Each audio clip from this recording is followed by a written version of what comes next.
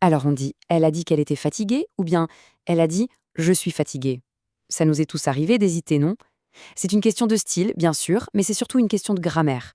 Allez, aujourd'hui, on plonge dans le monde du discours direct et indirect pour que tout devienne limpide. Regardez bien ces deux phrases. D'un côté, on a une citation, brute, presque théâtrale. De l'autre, on a un résumé qui est intégré dans la narration. L'info est exactement la même, mais elle est racontée de deux manières complètement différentes.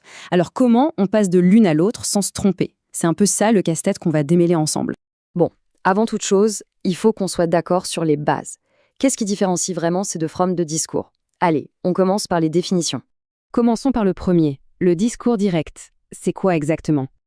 En fait, c'est tout simple. C'est un peu le copier-coller de ce que quelqu'un a dit. On prend les mots, tels quels, sans rien changer, on les met entre guillemets, et voilà. C'est comme si on retranscrivait un enregistrement audio, mot pour mot. Ok, ça c'est pour le direct. Et de l'autre côté du miroir, qu'est-ce qu'on a? Le discours indirect, bien sûr. Ah, là, c'est différent. On n'est plus juste un magnétophone. Non, on devient le narrateur. On rapporte l'idée générale, on l'intègre dans notre propre phrase. Et c'est là que ça se corse un peu, parce que ça veut dire qu'il va falloir faire quelques ajustements. Les pronoms, les temps des verbes, tout ça va devoir changer. Ok, mais concrètement, comment on les reconnaît? Heureusement, il y a des indices qui ne trompent pas. Si on voit des guillemets et des deux points, bim, c'est du discours direct, c'est sa signature. Et pour l'indirect, l'indice principal, c'est souvent ce petit mot magique « que ». Il sert de pont en quelque sorte pour lier les deux parties de la phrase. Bon, les définitions, c'est vu. Maintenant, passons aux choses sérieuses, la transformation. Comment on passe de l'un à l'autre sans faire des dégâts? En fait, il y a 3 grands changements à garder en tête. Allez, première règle, on va vers ça sous forme de petit quiz. Vrai ou faux? Au discours indirect, les guillemets disparaissent. Votre avis? Et la réponse est vrai, évidemment. C'est la toute première chose à faire. On fait le grand ménage. Comme on ne cite plus mot pour mot, on enlève tout ce qui marque la citation. Les guillemets, les deux points. Hop, ça dégage. On fait place nette. Allez, deuxième question, un peu plus piégeuse cette fois. Vrai ou faux? Les temps des verbes ne changent jamais quand on passe du direct à l'indirect. Ah, là, bien sûr que c'est faux.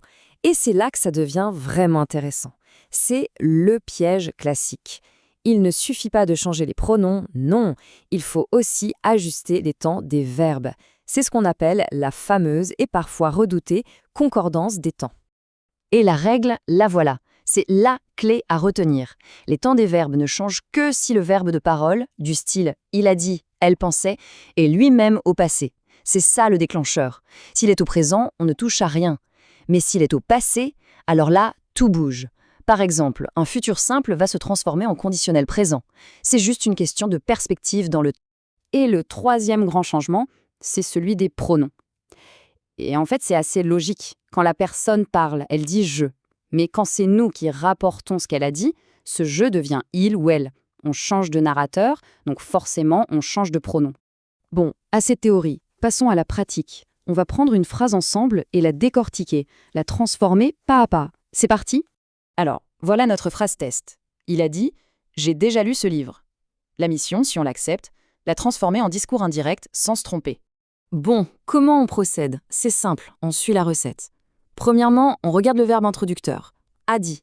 Ah, c'est du passé, donc alarme, on sait qu'il faudra changer le temps du verbe qui suit. Deuxièmement, on enlève la ponctuation du discours direct. Troisièmement, on ajoute notre mot de liaison, que. Quatrièmement, le pronom. Le je devient il. Et enfin, cinquième étape, la concordance. Le passé composé est lu, recule d'un cran pour devenir du plus que parfait. Avait lu. C'est presque mathématique. Et voilà le résultat. Il a dit qu'il avait déjà lu ce livre. Impeccable. On voit bien que ce n'est pas sorcier, c'est juste une mécanique à comprendre. Une fois qu'on a le truc, ça devient même un peu un jeu.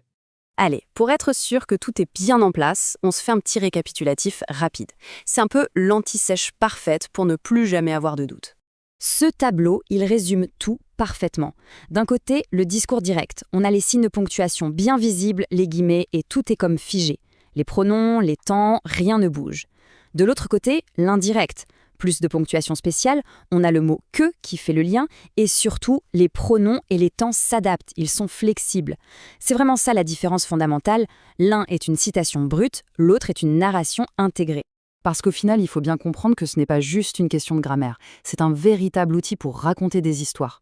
Le discours direct, ça donne de la force, ça rend la scène vivante.